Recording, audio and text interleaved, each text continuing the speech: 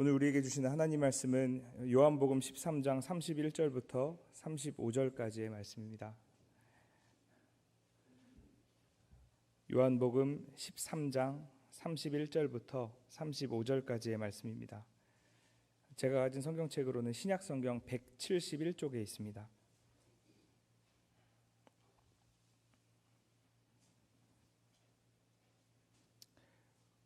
우리 요한복음 13장 31절에서 35절까지 말씀 우리 한 목소리로 함께 봉독하겠습니다. 그가 나간 후에 예수께서 이르시되 지금 인자가 영광을 받았고 하나님도 인자로 말미암아 영광을 받으셨도다. 만일 하나님이 그로 말미암아 영광을 받으셨으면 하나님도 자기로 말미암아 그에게 영광을 주시리니 곧 주시리라. 작은 자들아 내가 아직 잠시 너희와 함께 있겠노라. 너희가 나를 찾을 것이나 일찍이 내가 유대인들에게 너희는 내가 가는 곳에 올 수 없다고 말한 것과 같이 지금 너희에게도 이르노라. 새 계명을 너희에게 주노니 서로 사랑하라. 내가 너희를 사랑한 것 같이 너희도 서로 사랑하라. 너희가 서로 사랑하면 이로써 모든 사람이 너희가 내 제자인 줄 알리라. 아멘. 할렐루야. 여러분 예배의 자리에 나오신 여러분 주님의 이름으로 축복하고 환영합니다. 우리 앞뒤 좌우에 있는 분들과 함께 축복의 인사 나눌까요? 주 안에서 사랑합니다, 축복합니다 하고 인사해 주시기 바랍니다. 주 안에서 사랑합니다, 주 안에서 축복합니다. 네, 잠시 안내사항 좀 전하겠습니다. 이제 내일 모레죠, 금요일 3월 1일에는 월삭 새벽 기도회가 있습니다. 아시죠? 네, 월삭 새벽 기도회 참석해 주시고요. 그리고 3월 1일 당일 또 똑같은 날인데요. 금요일 저녁에는 금요 기도회가 있습니다. 우리 금요 기도회는 연합 구역 예배로 드리는 거 다들 아시죠? 네, 그래서 모두 나와 참석해 주시면 감사하겠습니다. 여러분 우리 계속해서 사순절 새벽 기도회가 진행이 되고 있고 또 온라인으로도 송출이 되고 있고 묵상할 수 있는 내용들도 여러분들에게 설교 동영상과 함께 전송이 되고 있습니다. 여러분 사순절 기간 동안 하나님을 경외하는 마음으로 거룩한 마음으로 기도에 힘쓰시는, 또 괜찮으시다면 금식도 하시고 또 더 괜찮으시다면 이제 각자의 처소에서 또 기도의 자리를 지키면서 그렇게 주님을 조금 더 묵상하고 주님을 더 닮아가기 위해 애쓰는 우리 되었으면 좋겠습니다. 우리는 사순절기를 지금 지나고 있습니다. 사실 많은 그리스도인들이 이 사순절기의 기간 동안 기도하기에 힘쓰고 또 금식하기에 힘쓰고 있습니다. 또 자신이 평소에 즐기던 것들을 좀 줄이고 금하고 그리고 그 금하는 마음 가지고 주님을 조금 더 기억하려고 애쓰고 노력하고 있습니다. 여러분들은 사순절 기간 동안 좀 어떤 결단을 가지고 이렇게 사순절을 보내고 계십니까? 어떤 사람들은 커피를 너무 좋아하는데 사순절 기간 동안 좀 커피를 끊어보겠다 하시는 분들도 있었고요. 또 어떠한 분들은 내가 게임하는 걸 너무 좋아하는데 좀 게임을 하지 않겠다. 또 어떤 분들은 내가 스마트폰을 너무 자주 하는데 업무 외에는 개인적인 스마트폰 사용을 자제하겠다. 이런 식으로 결단을 하면서 그 결단의 마음속에는 어떻게든 내가 예수님을 조금 더 바라보고 싶다. 어떻게든 내가 조금 더 예수님을 묵상하고 싶다. 이런 마음 가지고 사순절의 기간을 보내고 있는 것이죠. 여러분들은 이 사순절의 기간 동안 몸과 마음을 주님께 향하기 위해서 어떠한 노력을 하고 계십니까? 우리 주님의 고난을 기억하려는 우리의 어떤 몸부림 같은 것이 없다면 사실 고난과 죽음 이후에 넘어서서 우리가 맞이하게 될 부활의 영광에 동참하기란 참 어려울 것으로 생각이 됩니다. 사순절이 시작된 후부터 우리는 매일 새벽 담임 목사님께서 사순절이라는 주제를 가지고 말씀을 계속 먹여주고 계십니다. 여러분 새벽 기도의 자리에 꼭 동참해 주시기를 다시 한번 부탁드립니다. 우리의 몸부림이 필요합니다. 주님의 고난을 경험하고 주님의 고난을 묵상하고 주님의 십자가에 동참하기 위해서는 그냥 흘러가듯이 지나가는 시간이 아니라 우리의 의지와 우리의 결단과 우리의 노력이 필요합니다. 여러분 다들 새벽 기도 오시겠습니까? 예수님 묵상하시겠습니까? 네, 제가 얼굴을 다 기억해 두겠습니다. 방송실에 부탁해서 사진으로 좀 찍어 놓고 새벽 기도의 자리 여러분 꼭 오셔야 됩니다. 이 기도의 자리를 놓치면 큰일 납니다. 기도는 영혼의 호흡이라고 하죠. 우리의 호흡이 계속되어야 하지 않겠습니까? 다시 한번 당부드립니다. 여러분 사순절의 기간 결단하시고 기도의 자리로 나오시기 바랍니다. 우리 주님의 고난을 기억하는 이 몸부림이 또한 여러분들을 이곳에 오늘 수요 저녁 예배의 자리에 오게 했을 거다라고 생각을 합니다.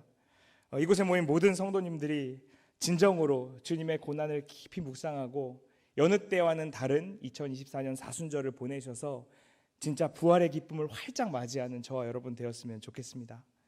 여러분 오늘은 이 질문으로 좀 말씀을 열고자 합니다. 여러분 인생에서 가장 영광스러운 순간은 언제셨습니까? 혹은 갑자기 떠오르시지 않는다면 나에게 이러한 일이 생기면 참 영광스러울 것 같다 라고 생각하신 어떤 순간이나 사건이 있으시면 잠시 떠올려 보시기 바랍니다. 여러분 이 영광이라는 것 너무나도 좋은 순간이겠죠. 운동선수들에게는 올림픽이나 이런 세계대회에서 금메달을 따는 것이 굉장히 큰 영광일 겁니다. 제가 서울에 살 때 이제 한국체육대학교라는 곳 근처에서 살았었는데요.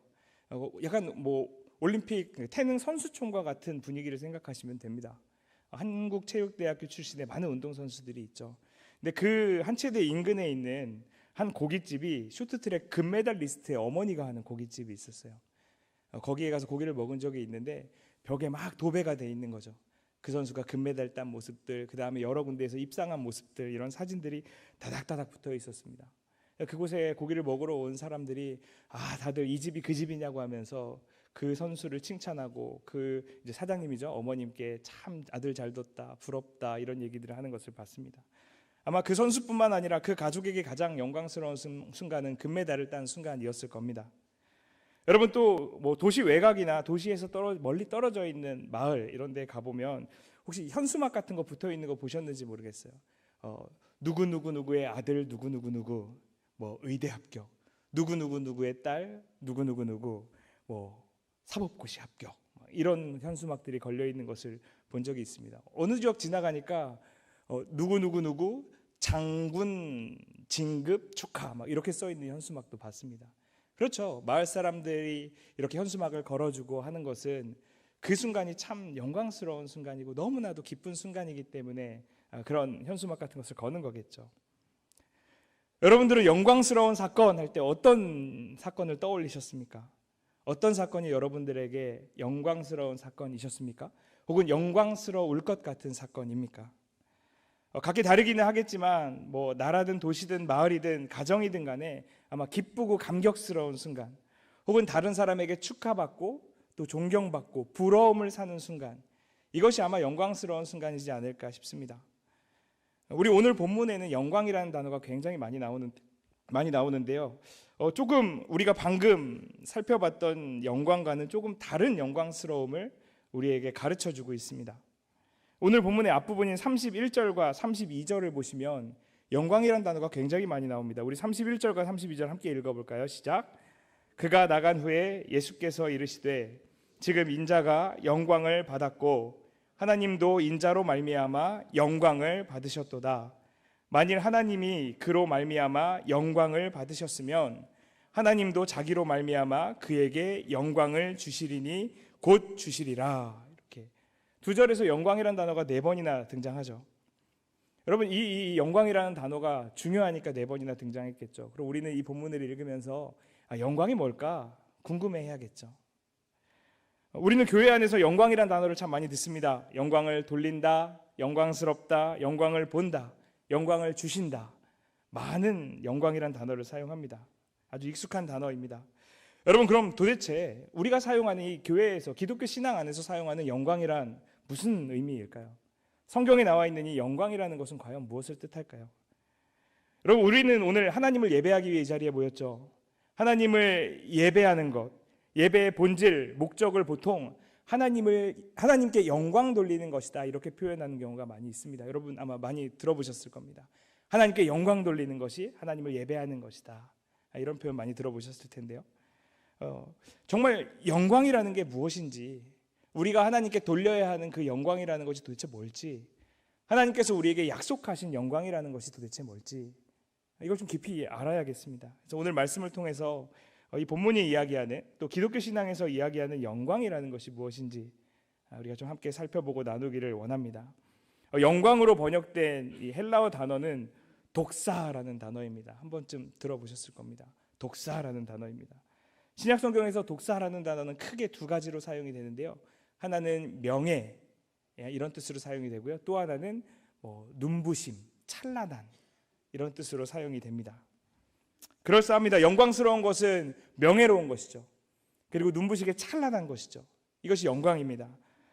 성경에서 사용된 영광을 이해하기 위해서는 영광과 어울려서 사용되는 단어들을 살펴보는 것도 도움이 됩니다. 요한계시록 5장 13절에는 이렇게 기록되어 있습니다. 내가 또 들으니 하늘 위에와 땅 위에와 땅 아래와 바다 위에와 또 그 가운데 모든 피조물이 이르되 보좌에 앉으신 이와 어린 양에게 찬송과 존귀와 영광과 권능을 세세토록 돌릴지어다 하니, 이렇게 기록되어 있죠.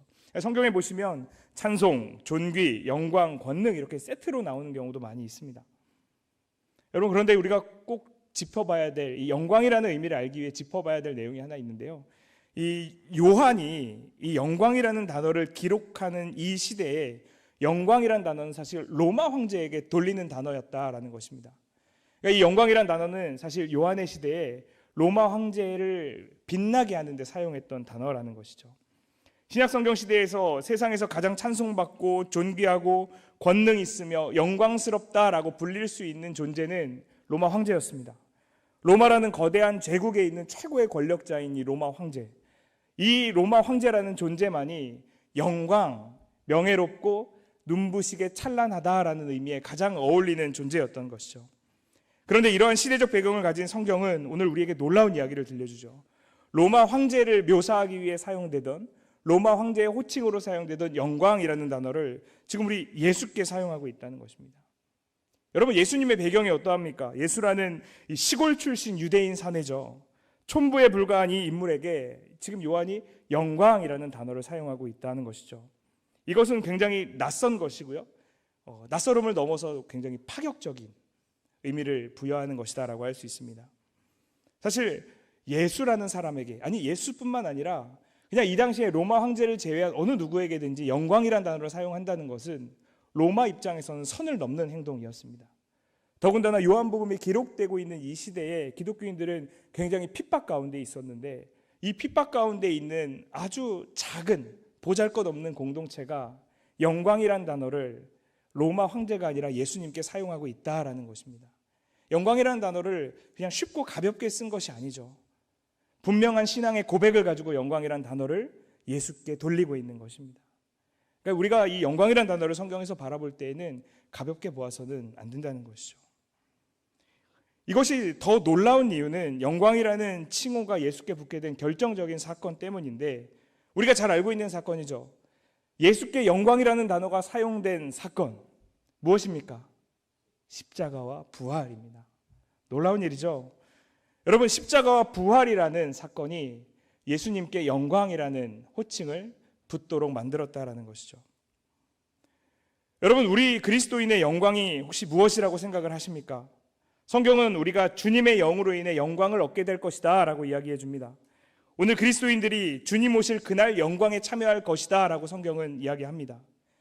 우리는 주님의 영광에 참여함으로 주님 오실 그날 크게 기뻐하게 될 것입니다. 맞습니다. 우리에게 약속된 영광이 무엇이냐는 거죠. 예수님께 사용된 영광, 우리의 신앙의 고백 안에 신앙의 언어로 사용되는 이 영광이라는 것이 무슨 의미냐는 것이 중요하겠습니다. 우리가 앞서서 이야기 나누었던 영광스러움의 예들 있죠. 올림픽의 금메달, 아니면 각종 시험에서 합격하고 장군으로 진급하고 이런 것들이요. 이런 것들은 사람들이 모두 부러워할 만한 것입니다. 그리고 또 이런 사건들이 아니어도 물질주의가 판치는 세상 속에선 물질을 많이 쌓는 것, 이것이 사람들의 부러움을 사고 그러한 물질을 통해서 영광스러움을 얻을 수 있다라는 분위기가 우리는 만연한 세상 속에 살아가고 있습니다. 그래서 물질이 많이 있고 그 물질을 통해 무언가를 누리고 있으면 참 부럽다, 저 사람 참 영광스럽겠다 라고 우리는 생각을 합니다. 그렇다면 우리 그리스도인의 영광은 무엇이겠습니까? 기도 많이 해서 기도 응답으로 메달도 따고 기도 응답으로 물질도 쌓고 좋은 직장도 갖고 이것이 우리 그리스도인의 영광입니까? 한 신학자는 기독교 신앙을 이렇게 정리하고 있습니다. 기독교 신앙을 정당화시켜주는 것은 그것이 세계사에 미친 영향이 아니라 그것이 지닌 세상 안에서의 생경함이다. 이 생경함이란 단어는 낯설음이다 라고 표현해도 좋을 것 같습니다. 뭔가 어울리지 않는 무언가라는 것이죠. 여러분, 참 멋진 말입니다. 우리 그리스도인의 신앙의 정당성이란 것은, 우리 그리스도인의 영광의 근거라는 것은 세상의 역사에 미친 그런 기독교의 영향이 아니다라는 뜻입니다. 여러분, 우리의 기억 가운데 과연 교회의 영광스러운 순간, 우리 기독교의 영광스러운 순간은 무엇일까요? 우리 교회라는 공동체가 어떠한 방식으로 영광스러운 공동체로 세상에 알려졌습니까? 많은 그리스도인들이 교회의 영광을 엉뚱한 방향에서 생각합니다. 교회가 커지고, 교회가 부유해지고, 교회가 사회나 정치에 영향력을 끼치는 뭔가 그러한 것이 교회가 영광을 받는다라고 생각하는 것 같습니다.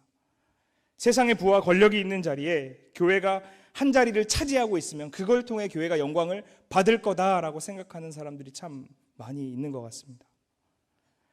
여러분, 그래서 한 목사님은 그런 어떤 세상의 자리에 교회의 대표 목사님을 초청하지 않는 것을 볼 때마다 교회를 무시한다라고 화를 내는 것을 제가 본 적도 있습니다.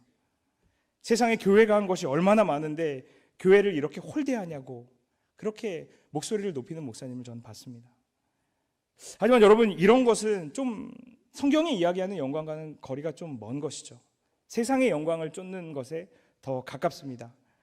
여러분, 교회가 세상에게 무시당하지 않기 위해 주님을 따르는 공동체입니까?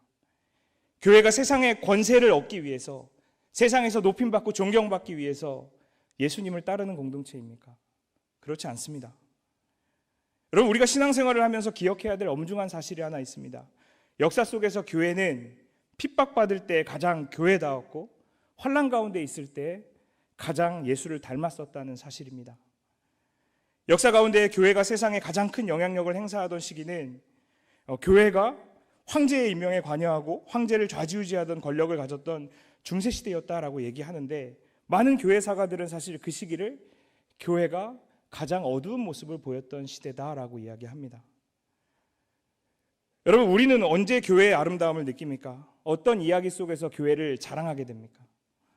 불치의 전염병이 돌았을 때 생명을 잃어가는 환자들을 보면서 자신의 생명을 헌신하여서 그 전염병 가운데 던져서 그 환자들을 보살폈던 이야기에서 우리 교회는 세상에 감동을 주게 됩니다. 자신의 아들을 죽인 이를 양자로 삼아 사랑했던 이야기에서 우리는 마음에 뿌듯함을 느끼게 됩니다.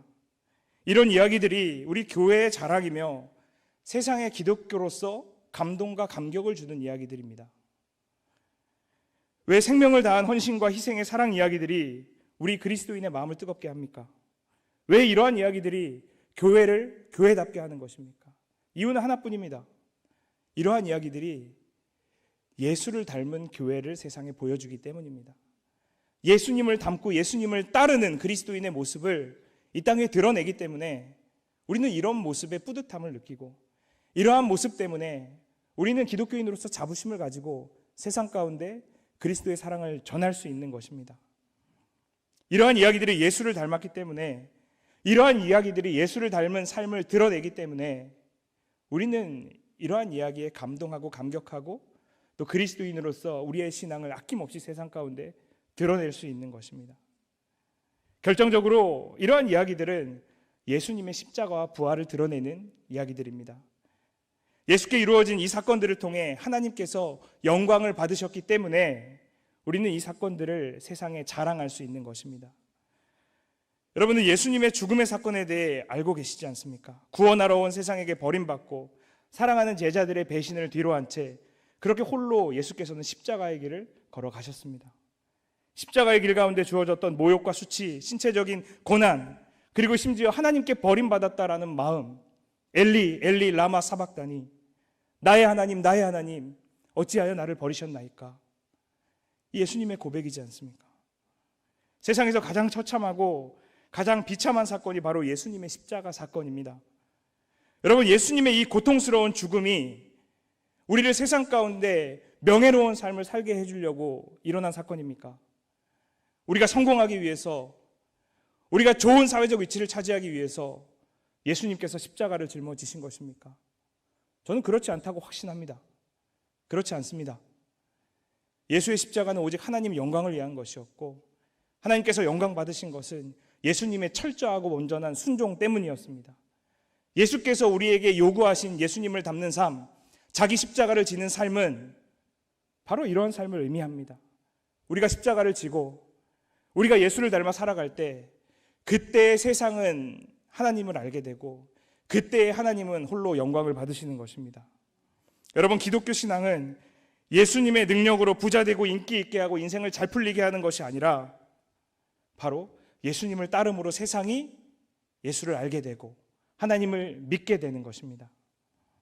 앞서 인용했던 한 신학자의 말처럼 기독교 신앙을 정당화하는 것은, 그리스도인과 교회를 영광스럽게 하는 것은 세상에 미친 영향력이 아니라 바로 생경함, 낯선 사건입니다.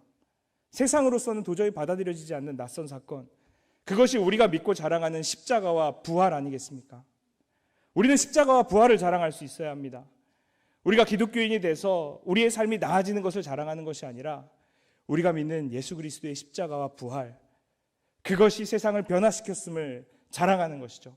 그것이 세상 가운데 구원을 가져왔음을, 그것이 한 분 하나님이 영광 받으시는 유일한 길임을 증거하는 것이 바로 우리의 사명입니다. 여러분, 이 사건이 낯선 이유는 너무나도 당연하죠. 누구도 그 사건을 세상 속에서는 영광스럽다고 인정하지 않기 때문입니다.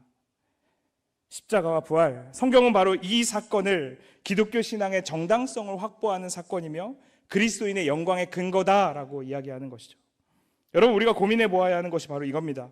우리의 영광스러움은 세상에 미치는 영향력에 있는지, 아니면 낯설고 생경해서 세상이 인정하지 않는 십자가와 부활에 있는지, 우리는 늘 이것을 고민하고 이 지점 속에서 기꺼이 십자가와 부활을 선택할 수 있어야 합니다. 우리 31절을 다시 한번 읽어보겠습니다. 31절입니다. 시작. 그가 나간 후에 예수께서 이르시되 지금 인자가 영광을 받았고 하나님도 인자로 말미암아 영광을 받으셨도다. 여기서 31절에 앞에 나와 있는 그가 나갔다라고 했을 때 그는 가룟 유다를 이야기합니다. 유다가 예수님을 넘겨주기 위해서 지금 나가는 장면이에요. 유다가 예수님을 넘겨주기 위해 나갔을 때, 그때 12제자 중 이 유다가 나가자마자 예수께서는 아마 11제자를 긴밀하게 모으셨을 거예요. 그리고 나서 이 말씀을 하시는 거죠. 지금 인자가 영광스럽게 되었다. 유다가 뭐하러 나갔는데요? 예수님을 팔기 위해 나갔잖아요. 예수님의 순환이 시작되려 하는 바로 이 순간에 예수께서 이렇게 말씀하시는 거죠. 지금 내가 영광스럽게 되었다. 제자들에게 이 말씀 전해주고 계시는 겁니다.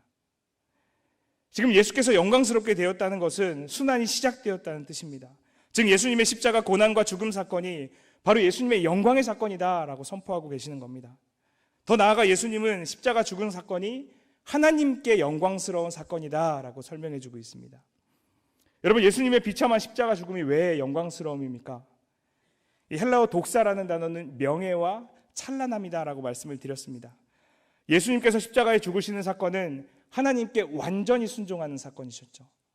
하나님께 정말 온전하게 모든 것을 다해서 순종하는 이 사건이 바로 십자가 사건이었습니다. 예수님의 십자가는 하나님의 관점에서 보시기엔 가장 영광스러운 사건이었던 것이죠.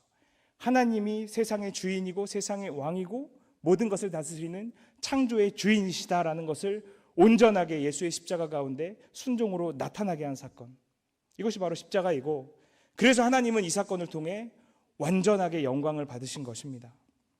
예수의 십자가는 하나님께 생명을 다하는 충성의 사건이기 때문입니다. 예수께서 죽기까지 순종함으로, 충성함으로 하나님은 가장 큰 명예를 얻으신 것입니다. 이어지는 32절을 보시면 만일 하나님이 그로 말미암아 영광을 받으셨으면 하나님도 자기로 말미암아 그에게 영광을 주시리니 곧 주시리라, 이렇게 기록되어 있습니다. 그러니까 하나님이 예수님을 통해 영광을 받으셨다면 이제 하나님께서 예수님을 영광스럽게 하실 것이다, 이렇게 말씀하시는 거죠. 그리고 곧 그렇게 하실 것이다 라고 이야기하는 것입니다. 하나님께서는 예수님의 완전한 순종으로 영광을 받으셨고 이제 예수께 영광을 주시는 겁니다. 그 영광의 사건의 절정이 바로 부활인 것이죠. 여러분, 우리는 영광을 획득하는 것이 아니에요. 예수님의 십자가를 따라 살아갈 때 그때 하나님께 영광을 돌리게 되는 것이고, 영광 받으신 하나님께서 우리에게 영광을 주시는 것이죠. 우리의 힘으로 영광을 획득하는 것이 아닙니다. 하나님이 주신 능력으로 영광을 획득하는 것도 아닙니다. 우리는 다만 그 예수께서 가신 순종의 길, 예수께서 가신 온전한 충성의 길을 걸어가며 하나님께 영광 돌릴 뿐이죠. 하나님께 영광 돌리는 삶이 우리의 인생을 영광스럽게 하는 것이다. 이것이 바로 그리스도인의 영광의 비밀입니다. 여러분, 예수께서는 세상에서 가장 피할 수 없는 가장 암흑, 가장 어두운 바로 죽음, 이것을 당하셨습니다. 그리고 죽음을 이기시고 부활하셨습니다. 세상 그 무엇도 할 수 없는 가장 위대한 일을 행하셨습니다. 이로써 예수께서도 가장 큰 명예를 얻게 되신 것이죠. 이것이 예수님의 영광입니다. 이것이 세상에서 가장 찬란한 빛의 사건입니다. 그리고 이 예수님을 믿고 예수님을 따라 걸어가고 예수 안에 거할 때 예수께서 얻으신 이 영광의 빛이 우리 그리스도인들에게도 비추어진다라는 것입니다. 우리의 지분이 없습니다. 우리는 우리를 만드시고 우리를 구원하신 하나님께 순종하는 것이죠. 우리가 해야 할 바는 그것뿐입니다. 그랬을 때 우리를 영광스럽게 만들어주시는 분, 하나님께서 일하시기 시작하는 것입니다. 사랑하는 여러분, 예수께 주어진 영광은 세상 모든 것보다 높은 영광이 아니라 세상을 이기는 영광입니다. 세상에서 높아지려고 아무리 노력해도 그건 성경에서 말하는 영광과는 거리가 멀어질 뿐입니다. 그런데 하나님께 순종했더니, 우리를 점점 낮췄더니, 우리를 계속하여 부인하고 십자가를 짊어졌더니 놀랍게도 세상에서 높아지는 것이 아니라 세상을 이기는 영광을 부여받게 된다라는 것입니다. 사랑하는 여러분, 우리 그리스도인은 세상에서 높아지는 영광이 아니라 세상을 이기는 영광을 추구해야 합니다.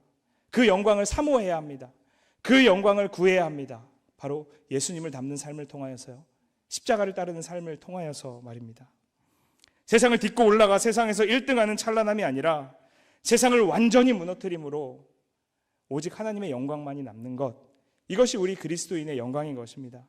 여러분, 이 때문에 예수님의 영광은 세상이 알지 못하는 낯선 것이며 세상을 무너뜨리는 파격적인 것입니다. 세상과 절대로 공존할 수 없는 것이 예수님의 영광입니다.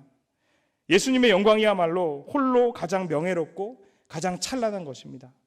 세상 가운데서가 아니라 세상을 무너뜨리는 영광, 이것이 바로 예수님의 영광입니다.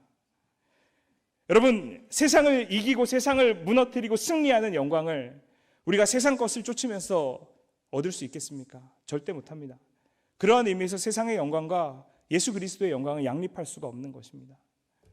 우리 그리스도인은 이 가운데에서 예수 그리스도의 영광을 쫓는 사람들이 되어야 합니다. 여러분, 그것을 위해서 우리가 기도의 자리를 지키는 것이고 우리가 그것을 위해서 계속해서 우리의 신앙을 경주하며 그렇게 하나님 앞에 우리를 쳐서 넘어뜨리는 것이 되어야 합니다. 여러분, 주님의 영광을 발견하고 그 영광에 참여하는 것, 이것이 우리에게 남은 숙제입니다. 33절을 보시면 33절의 첫 단어에 작은 자들아 라고 기록되어 있는 모습이 보입니다. 33절의 시작이 작은 자들인데요, 이것은 쉽게 얘기하면 얘들아 하는 부르심입니다. 얘들아 하고 예수님께서 부르시고 있는 거예요. 얘들아, 내가 이제 너희를 떠날 거야. 이제 내가 지금처럼은 너희와 함께 할 수 없게 될 거야 라고 이야기하는 거죠. 제자들이 다 당황하면서 패닉에 빠졌겠죠. 예수님은 제자들을 그냥 버려두지 않으시죠. 새 계명을 주십니다. 예수께서 떠나신다고 말씀하시면서 주셨던 새 계명이 34절입니다. 우리 34절 말씀 한 목소리로 함께 읽겠습니다. 시작. 새 계명을 너희에게 주노니 서로 사랑하라. 내가 너희를 사랑한 것 같이 너희도 서로 사랑하라. 이렇게 말씀하셨습니다. 이 새 계명입니다. 여러분, 우리 한번 이렇게 고백해 볼까요? 서로 사랑하라. 다시 한번요, 우리 입술을 열어서 고백합시다. 서로 사랑하라. 여러분, 이것이 새로운 계명입니다.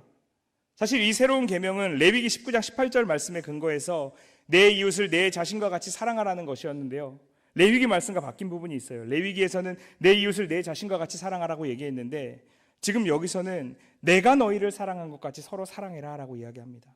그러니까 사랑의 깊이가 자신처럼, 우리 자신에게 하듯 해서 더욱더 확장되어서 이제 어떻게 해요? 예수님처럼으로 바뀌고 있습니다.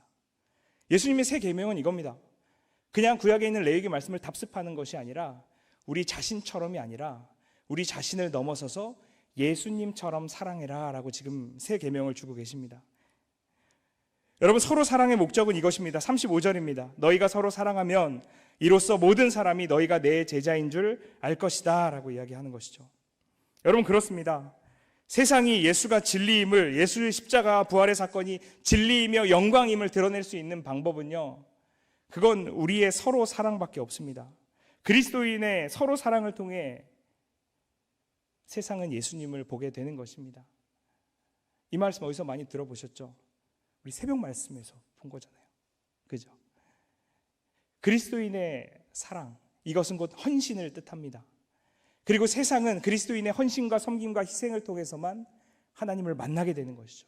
우리는 성경 말씀 안에 있는 예수님 만나지만 세상 사람들은 성경 말씀을 통해서 만나기가 어렵습니다. 그런데 이 세상이 예수 그리스도의 사랑을, 생명을 공급받을 수 있는 유일한 방법, 우리의 사랑, 우리의 희생, 우리의 헌신, 우리의 섬김밖에 없습니다. 여러분, 그래서 우리는 예수께서 말씀하신 대로 서로 사랑해야 하는 것입니다. 세상이 온통 자신의 명예를 위해, 자신을 찬란하게 빛내기 위해 살아갈 때 우리 그리스도인은 서로를 위해 자신을 깎아내고 갈아내고 서로를 위해 흙먼지를 뒤집어 써야 하는 거죠.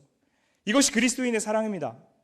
이것이 예수께서 우리에게 남겨주시는 새 생명입니다. 새 계명입니다.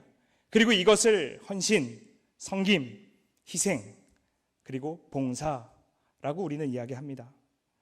이것은 참으로 고단한 일이 분명합니다. 하지만 여러분, 우린 이것을 해내야만 합니다. 이것은 우리의 마음이 동해서, 우리의 마음이 너무나도 행복하고 편해서 하는 것이 아니라 우리에게 맡겨진 사명이기 때문에 하는 것이죠. 우리의 의지를 발휘해야 하는 것입니다. 우리의 힘을 모으고 우리의 의지를 모으고 우리가 집중하여서 사랑하려고 해야 하고, 섬기려고 해야 하고, 헌신하려고 해야 하고, 봉사하려고 해야 하는 것입니다. 여러분, 이러한 의미에서 섬김의 자리가 생겼을 때 마음속으로 예수님 닮는 길이구나, 해야지, 이 마음이 먼저 드셔야 됩니다. 어떻게 하면 피할 수 있을까? 다른 사람 없나? 아니요. 예수님을 닮는 삶이 바로 그겁니다. 우리의 영광이 약속된 자리가 거기입니다. 제가 우리 청년들에게 종종 하는 얘기가 있습니다. 여러분, 하나님께 복 받는 방법은 사실 간단합니다. 성경에서 하나님의 복이 약속된 그 방식을 살아내면 되는 것이죠. 우리가 자꾸 뭔가 막 기도하고 해서 복 받는 것이 아니라 성경에서 이렇게 하면 복을 주겠다라고 하는 부분 많지 않습니까? 그렇게 하면 되는 거죠. 아주 단순한 것입니다. 그럼 그게 쉽냐? 그렇지 않죠. 우리의 의지와 우리의 노력과 우리의 불편함이 필요합니다. 그것이 예수님이 가셨던 길이기 때문에, 그것이 예수님을 닮는 유일한 방법이기 때문에 우리는 그 길을 가야 하는 것입니다. 사랑하는 여러분, 주님 오실 때까지 이 고단함, 이 불편함, 이 아픔을 우리 서로 사랑으로 감내해야 합니다. 그래서 우리에게는 홀로 신앙생활을 하는 그러한 것이 주어지지 않았고 공동체, 서로 사랑하는 공동체가 주어졌습니다. 우리 좌우에 있는 분들을 잠깐 바라볼까요? 사랑합니다 라고 한번 고백해 주시기 바랍니다. 너무나도 귀하죠?